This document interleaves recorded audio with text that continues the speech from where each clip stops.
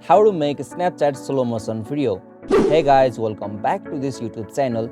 Today I will show you that how can you make Snapchat slow motion video. So let's get started. On this process, at first you'll have to open a Snapchat application.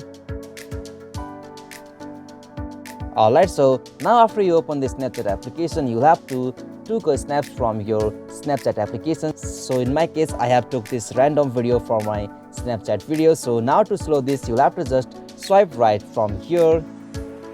And now from here, you'll have to swipe right and go the option snail. So you have to go with the icon snail.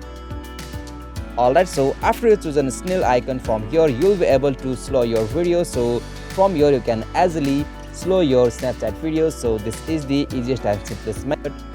Hope you found this video helpful to you, and please don't forget to subscribe our YouTube channel for more quick and short tutorial like this. Thank you for watching this video.